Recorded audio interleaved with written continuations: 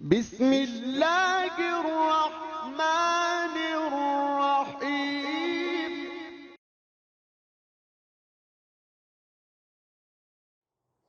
نحمدہ ونصلی علی رسولہ الکریم، اما بعد، فاعوذ باللہ من الشیطان الرجیم، بسم اللہ الرحمن الرحیم۔ میں ہوں ہربلسٹ پروفیسر ڈاکٹر اسحاق سلطان اور اپنے یوٹیوب چینل سے آپ کو خوش آمدید کہتا ہوں۔ آج ہم بات کریں گے سر کی خارش کے بارے میں۔ سر میں خارش کیوں ہوتی ہے،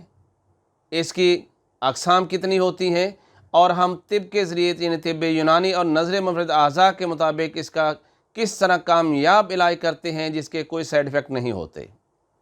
اس سے پہلے کہ میں ان تمام چیزوں کو اپنے دوستوں کے سامنے بیان کروں، میں چاہوں گا کہ آپ میرے چینل کو سبسکرائب کیجئے اور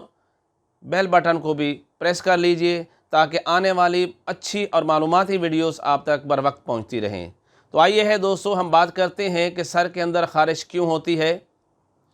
ایک تو میں بتاؤں کہ یہ کوئی اتنی لائف تھریٹنگ قسم کی بیماری نہیں ہے کہ جس انسان کی جان کو کوئی خطرہ ہو، لیکن بڑی معیوب لگتا ہے کہ جب ہم ہر جگہ بیٹھے ہوئے ہر وقت اپنے سر کو کھجلاتے رہتے ہیں۔ اب اسکول جانے والے بچے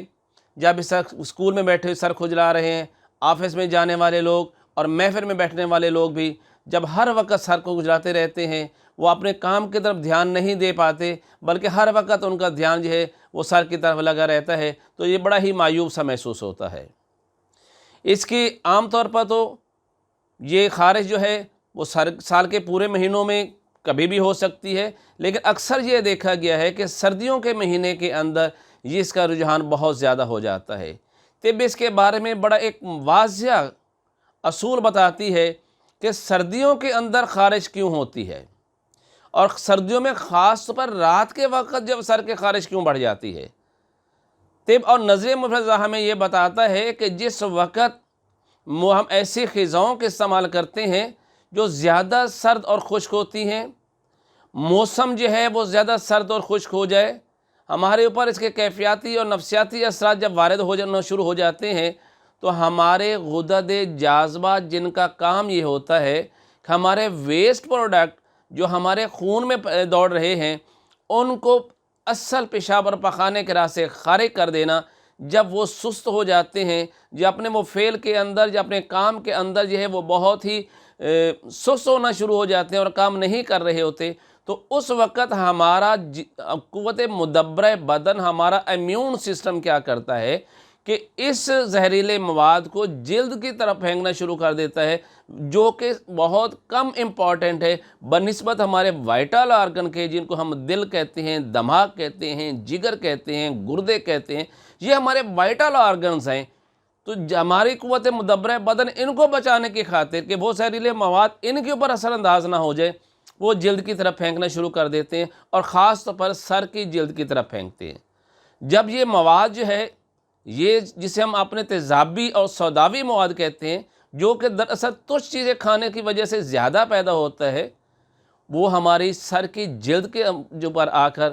جو ہے وہ دانوں کی شکل میں اکٹھا ہونا شروع ہو جاتا ہے، اور پھر ہمارے سر کے اندر خارش ہونا شروع ہوتی ہے، کیونکہ وہ مواد ہماری جلد سے خارج ہونا چاہتا ہے، اور وہ خارج اسی وقت ہوگا جب ہم سر کو بار بار کھجلائیں گے،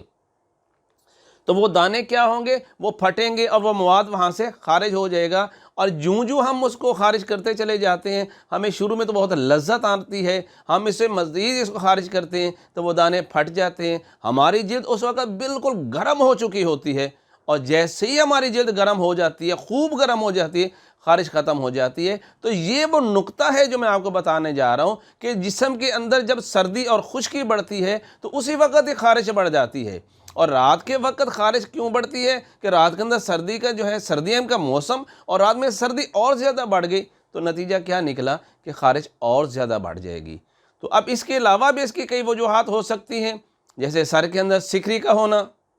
اکثر دیکھیں سردیوں کے اندر لوگوں کے سر کے اندر سکری، جسے ہم ڈینڈرف کہتے ہیں، وہ ہوتی ہے۔ تو ڈینڈرف کیا ہے، ہم اس کے اوپر تھوڑی سی بات کر لیتے ہیں کہ ڈینڈرف بیسیکلی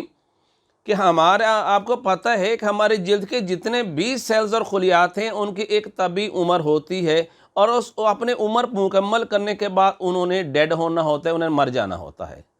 اس طرح ہماری جلد کے جو خلیات ہیں یا ہمارے سر کے جو خلیات ہیں، جلد کے خلیات ہیں، وہ بھی اپنی عمر پوری کرنے کے بعد وہ ڈیڈ ہو جاتے ہیں، لیکن وہ اس طریقے سے جڑتے رہتے ہیں کہ ہمیں پتہ ہی نہیں ہوتا کہ کب وہ ڈیڈ ہوئے اور کب نیچے سے نئے خلیات آ گئے۔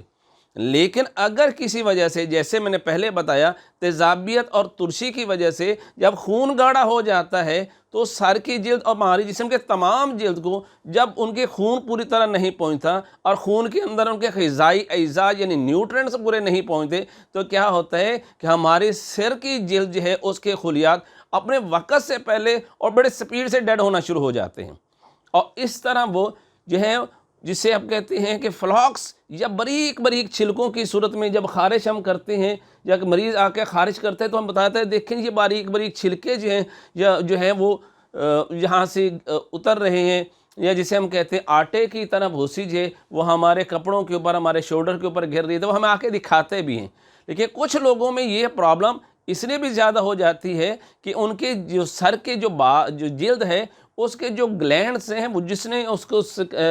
سر کی سکن کو جو ہے وہ ویٹ رکھنا ہوتا ہے، موئسچر دینا ہوتا ہے، وہ اپنا آئل جو ہے وہ ضرورت سے زیادہ دینا شروع کر دیتا ہے، تو پھر وہ جو چھلکے اترتے ہیں وہ کیا ہوتے ہیں، یلو کلر کے ہوتے ہیں، آئلی کلر کے ہوتے ہیں۔ اس کے علاوہ اگر خشکی اور بہت زیادہ بڑھ جائے تو وہ سکن جو بالکل ڈرائی ہو جاتی ہے۔ اب وہ کیا ہوتا ہے، خشکی جوں بڑھتی چلی جاتی ہے، اب دانے تو نہیں ہوتے لیکن وہ سکن ڈرائی ہوتی چلی جاتی ہے، اور جب ہم خارش کرتے ہیں اس کے اوپر تو کیا ہوتا ہے کہ وہاں سے خون تک رسنا شروع ہو جاتا ہے۔ تو یہ تو تھی خشکی کی وجوہات، لیکن ایک اور اس کی جو بڑی وجہ ہے جسے ہم سیبورک ڈرمیٹائٹس کہتے ہیں، جسے ہم کہتے ہیں انفلیمیشن آف دا سکن سیلز۔ جب ان کے اندر انفلیمیشن ہو جاتی ہے، جلد کی جو ہے ہمارے سر کی جلد کے اندر ہو جائے، اور کبھی کبھی اب ہمارے ناک کے ارد گرد جو سیلز ہوتے ہیں ان کے اندر جو ہے سیبورک ڈرمیٹائٹس ہو جائے، تو وہاں پر بھی آپ کو دانے بھی نظر آئیں گے اور اس طرح خشکی بھی نظر آئے گی۔ کبھی وہ ہمارے کان کے پیچھے جو ہے وہاں پر انفیکشن ہوتی ہے تو وہاں پر بھی دانے اور خشکی نظر آتی ہے۔ کبھی یہ ہمارے آئی برو کے اندر بھی یہ چیز نظر آتی ہے۔ کبھی یہ ہمارے جلد کے جو ہے جہاں ہیری ایریا ہے، بالوں والے، وہاں پر بھی خارش ہوتی ہے اور وہاں پر اس طرح کے دانے نظر آنا شروع ہو جاتے ہیں۔ اس کے علاوہ ایک اور اس کی بڑی وجہ، اگر ہم گرمیوں کے اندر خاص طور پر جب باہر دھوپ میں جاتے ہیں اور اپنے سر کو نہیں ڈھانپتے تو یہ سورج کی جو تیز الٹرا وائلٹ ریز ہیں وہ ہمارے سر کی جلد کو ڈرائی کر دیتی ہیں، جس کے نتیجے کے طور پر بھی ہمارے سر کے اندر خارش ہونا شروع ہو جاتی ہے۔ اس کے علاوہ سورائسس ہے، چنبل ہے، اکثر دیکھا ہے ہم نے لوگوں کو سر کے اندر جب چنبل ہوتی ہے تو بہت خارش ہونا شروع ہو جاتی ہے۔ لیکن آج کا موضوع جو ہمارا ہے وہ صرف جو ہے وہ سر کی جلد کی خارش کی بات میں کر رہا ہوں، سر کی خارش کی بات کر رہا ہوں، میں سورائسس کے اوپر آج بات نہیں کروں گا۔ انشاءاللہ آنے والا جو ویڈیو ہمارا ہوگا وہ سر کی سورائسس کے اوپر ہوگا، اور پھر میں آپ کو کلیئر بتاؤں گا کہ یہ کس طرح طب اس کا کامیاب علاج کرتی ہے۔ بے شک ایلوپیتھ جو ہے، ماڈرن سائنس جو ہے اس سورائسس کو آٹو ایمیون ڈیزیز کہہ رہا ہے، لیکن طب نے اس کو اپنے اصول اور قانون کو اس میں مد نظر رکھتے ہوئے انتہائی کامیاب اور جو ہے اور سستا ترین اور بے ضرر علاج آپ کو پیش کیا ہے۔ تو انشاءاللہ ہم بات کریں گے آنے والی ویڈیو میں جو ہے سر کی جلد کی سورائسس کے بارے میں۔ اس کے علاوہ بہت سارے میڈیکل وجوہات بھی ہو سکتی ہیں، جیسے ہم نے دیکھا ہے کہ خدا نخواستہ کسی کو کینسر ہو جائے تو اس کے بھی سر کے بال کے اندر خارش ہونا شروع ہو جاتی ہے۔ اس کے علاوہ کڈنی پرابلم آ جاتی ہیں، جیسے خدا نخواستہ رینل فیلئر ہو جائے تو جلد کے تمام مسامات بند ہو چکے ہوتے ہیں، مریض کو پسینہ نہیں آ رہا تھا، اسی طرح اس کے سر کے جلد کے مسامات بھی اس طرح بند ہوتے ہیں اور تب بھی اس کو خارش بہت زیادہ ہو رہی ہوتی ہے۔ اور اس کے علاوہ ہم یہ بھی دیکھتے ہیں کہ جب خدا نخواستہ کسی کو جگر کے امراض لاحق ہو جاتے ہیں، لیور پرابلم سٹارٹ ہو جاتے ہیں، تو اس وقت بھی سر کے اندر خارش ہو جاتی ہے۔ تو اب ہم بات کرتے ہیں طب نے اس کے بارے میں کیا ہمیں بتایا، وہ اس کا علاج ہمیں کیا بتاتا ہے۔ ہم اس اصول اور قانون کو سب سے پہلے آپ کے سامنے رکھیں گے تاکہ آپ کو پتہ چل جائے کہ یہ خارش جو ہے اس کی بنیادی وجہ تو میں نے بتا دی کہ جس وقت ہمارے غدد جاذبہ، جس وقت ہمارے لمفیٹک گلینڈز اپنے فعل کے اندر سست ہو جاتے ہیں اور وہ زہریلے مواد کو خون سے جذب نہیں کر رہے ہوتے اور انہیں پراپر وے سے باڈی سے خارج نہیں کرتے، تو پھر ہمارے جلد کے اوپر، سر کی جلد میں خاص طور پر خارش ہونا شروع ہو جاتی ہے۔ تو اصول علاج یہی بنا کہ ہم اپنے لمفیٹک گلینڈز اور غدد جاذبہ کے فعل کو ایکٹیو کر دیں کہ وہ اسکن سے اس ردی اور زہریلے اور تیزابی اور ترشی والے مواد کو جذب کر لے، خون کے اندر جذب کرے اور اس کو پراپر وے سے خارج کر دے جو اس کا کام تھا۔ تو کیا کریں گے؟ سب سے پہلے تو ہم مریض کو سردی سے بچائیں گے۔ اگر سردیاں کا موسم ہے تو ڈیفینیٹلی اس کے سر کے اوپر گرم ٹوپی پہنا دیں، گرم کپڑے سے اس کو لپیٹیں، سو دیٹ کہ سردی کا جو اثرات ہے اس سے محفوظ رہے۔ سرد پانی سے مت نہائیں، اس کے لیے بہت ضروری ہے۔ اور پھر باڈی میں ایسی چینجنگ آپ لائیں کہ آپ کی باڈی وارم اپ ہونا شروع ہو جائے۔ اس کے لیے ہم غذائیں بھی ایسی دیتے ہیں، دوائیں بھی ایسی دیتی ہیں جو غدد جاذبہ کے فعل کو تیز کرتی ہیں، اور اس طریقے سے سر کی خارش مستقل طور پہ ٹھیک ہو جاتی ہے۔ لیکن اس کے لیے ہم لوکل اپلیکیشن کے لیے آئل بھی آپ کو بتائیں دیں جو کہ الحمدللہ میرا بہت ہی کامیاب آئل ہے۔ اور سردیوں کے موسم میں تو لوگ جن کو پتہ یہ پرابلم کہ ہوتی ہے وہ ہمیشہ مجھ سے آ کے یہ آئل بھی لے جاتے ہیں اور ایک ہفتے بھر کی دوا لے جاتے ہیں۔ تو اس طرح پوری سردیاں ان کو وہ ڈینڈرف فری اور سر کی خارش سے مکمل طور پر پرسکون رہتے ہیں، انہیں سر کی خارش دوبارہ نہیں ہوتی۔ یہ سیزنل چینجنگ سے ہونے والی بھی ہے، جیسے کہ ہم نے دیکھا گرمیوں سے سردیاں آئیں، ایک سیزن چینج ہوا، جیسے گرمیوں سے سردیوں کے اندر موسم کے اندر سردی اور خشکی بڑھنی شروع ہوئی تو سر کے اندر بھی خارش بڑھنی شروع ہو جاتی ہے۔ تو اس کے لیے دوستوں میں آپ کو اصول اور قانون بھی بتا دیا، اب میں آپ کو اس کے بارے میں پہلے بتاؤں گا کہ اس کو سر پہ لگانے کے لیے آپ نے کیا چیز بنانی ہے۔ یہ دوا ہماری 2 حصوں پر مشتمل ہوتی ہے۔ ایک آئل ہے جس کو میں نے آپ کے سامنے پہلے بھی سابقہ ویڈیوز کے اندر بتایا، آپ پھر بتا دیں، اس کو کہتے ہیں کمیلا آئل۔ کمیلا ایک جڑی بوٹی ہے، ایک سفوف ہے جو عام طور پر پنساری سے مل جاتا ہے۔ آپ نے کرنا کیا ہے کہ 300 ml وہ سرسوں کا تیل لے لیجئے۔ اس کے اندر آپ نے جو مقدار میں نے آپ کے سامنے لکھ کے بتا دی ہے، اس کی باقاعدہ پک آپ کے سامنے آ جائے گی، اس میں سے ان دونوں چیزوں کی، یعنی اس میں نیم کے پتے اور کمیلا اور تیل اس کی کوانٹٹی لکھی ہوئی ہے۔ آپ اس کو دیکھ لیجئے، آپ تلوں کے تیل میں بنانا چاہیں، آپ سرسوں کے تیل میں بنانا چاہیں، جو بھی تیل آپ کے پاس موجود ہو، جو ایزلی اویل ہو، اس میں آپ یہ بنا سکتے ہیں۔ 300 ml آپ نے آئل لینا ہے، اسے فرائی پان یا کسی بڑے برتن میں ڈالیے گا، اسے گرم کیجئے، لیکن زیادہ گرم نہ، لائٹ سا اس کا فلیم ہونا چاہیے، ہلکی آنچ ہونی، تیز آنچ سے جڑی بوٹیاں جل جاتی ہیں اور ان کے اندر جو ان کا ایکٹیو انگریڈینٹس ہیں وہ بھی ضائع ہو جاتے ہیں۔ تو کرنا کیا ہے، تیل کو نیم ہلکی آنچ پہ رکھیے گا، اس کے اندر نیم کی تازہ پتیاں لانی ہیں، خشک پتیاں نہیں لانی ہیں، آپ نے خشک پتے لا کے اس میں ڈالیے، اور جتنی مقدار میں نے آپ کو بتائی ہے آپ اس ریشو سے کر سکتے ہیں۔ ہلکی آنچ پہ جب تک کہ وہ ڈارک براؤن نہ ہو جائے، جلے نہیں، ڈارک براؤن نہ ہو جائے، آپ اس کو نیچے اتاریے، اور اس کے اندر آپ نے کمیلا کا پاؤڈر ڈال کے ڈھکن دے دینا ہے۔ 15 سے 20 منٹ کے اندر یہ آئل ٹھنڈا ہو جائے گا، آپ اس کو کپڑے سے چھان لیجئے، یہ سرخ رنگ کا آپ کے پاس آئل تیار ہے۔ اور اسی آئل کے اندر پھر یہ اگلی دوا جس میں دوائی خارش کہتا ہوں، اس کی ریشو بھی آپ کے سامنے میں نے لکھی ہوئی ہے۔ اس کے اندر زنک آکسائڈ ہے، اس میں بورک ایسڈ ہے، اور اس کے اندر سلفر ہے۔ یہ 3 چیزیں جسے میں دوائی خارش میں کہتا ہوں، ان کی پروپورشنز، ان کی ریشو بھی آپ کے سامنے لکھی ہوئی آ رہی ہیں۔ اس ریشو سے آپ رکھیے، اور تیل کی جو مقدار میں نے بتائی ہے اس کے مطابق اس میں مکس کیجئے، اور مکس کر کے ڈھکن لگا کے رکھ دیجئے۔ یہ آپ کی سر کی خشکی، سکری اور خارش کا بہترین آئل ہے۔ لیکن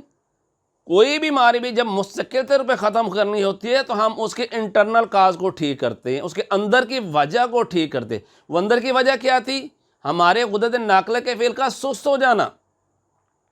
ہمارے لمفیٹک گلینڈز کا فنکشن وہ سلو ہو جائے۔ اب اس کو ایکٹیو کرنے کے لیے ہمارے پاس ایک بیس ذرا سا نسخہ ہے جو آپ کے ہدیتاً آپ کے سامنے پیش کر رہا ہوں، آپ اسے نوٹ کیجئے گا۔ اس میں ہے نمک خوردنی، اجوین دیسی اور گندھک امل و سار۔ اس کی ریشو بھی آپ کے سامنے لکھی ہوئی آ رہی ہے، آپ اسی ریشو سے بنا لیں، زیادہ بنانا چاہتے ہیں زیادہ بنا لیں، کم بنانا چاہتے ہیں کم بنا لیں۔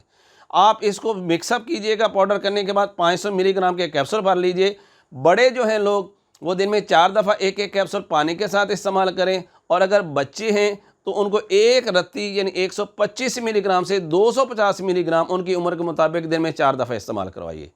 کھانے کے لیے تمام سرد اور خشک غذاؤں کا استعمال بالکل بند کر دیجئے، خاص بات جس میں چاول ہے، چنے ہیں، بڑا گوشت ہے، بوتل ہے، اچار ہے، दही भल्ले हैं, खट्टे फल हैं, इनको बंद कर दीजिए, दही बंद कर दीजिए। हर वो चीज़ जिसमें तुरशी है वो आपने नहीं लेनी, क्योंकि तुर्श चीज़ें खाने से खून में तेज़ाबियत और तुरशी बढ़ जाती है। और पानी का इस्तेमाल ज़्यादा कीजिए। वो लोग जो सर्दियों के अंदर पानी का इस्तेमाल कम करते हैं, उन्हीं के जिल्द के अंदर डैंड्रफ बहुत ज़्यादा होती है। इसे पानी, और वो भी नीम गर्म लेना है आपने, ठंडा पानी सर्दियों में नहीं पीना आपने। आप मेरी इन हिदायत पर अमल कीजिएगा, इंशाअल्लाह आपको इस मुसीबत से हमेशा के लिए जान छुटकारा रहेगा। जब कभी भी सर्दी आए, या इसके अलावा भी 50% लोगों को तो सर्दियों के अंदर लाजमी तौर पर ये सर की ख़ारिश होती है, लेकिन आम दिनों में जैसे आजकल गर्मियाँ चल रही हैं, कुछ लोगों को इसके अंदर भी सर की ख़ारिश हो सकती है। असूल और कानून एक ही रहेगा, दवाएं और लगाने वाली चीज़ें यही रहेंगी। आप इसको इस्तेमाल कीजिएगा, इंशाअल्लाह आप देखेंगे कि अल्लाह ताला ने आपको बहुत जल्द इस बीमारी से ठीक कर दिया है। तो मैं एक आपसे मज़ीद रिक्वेस्ट करूँगा, वो दोस्त जिनको ये ख़ारिश, सर की ख़ारिश तो नहीं है, लेकिन उनके कोई मिलने वाले, उनके करीबी दोस्त, उनके अजीज़ व अकारिब, या कोई भी ऐसा है जिसको ये प्रॉब्लम हो, लाजमी तौर पे उन्हें मेरी ये वीडियो सेंड कीजिएगा, और इसे सुन के इंशाअल्लाह वो भी मेरी बताई हुई बातों पे अमल करेंगे, तो इंशाअल्लाह इस बीमारी से जान छूट जाएगी। हर्बल प्रोफेसर डॉक्टर इसहाक सुल्तान, लाहौर, पाकिस्तान।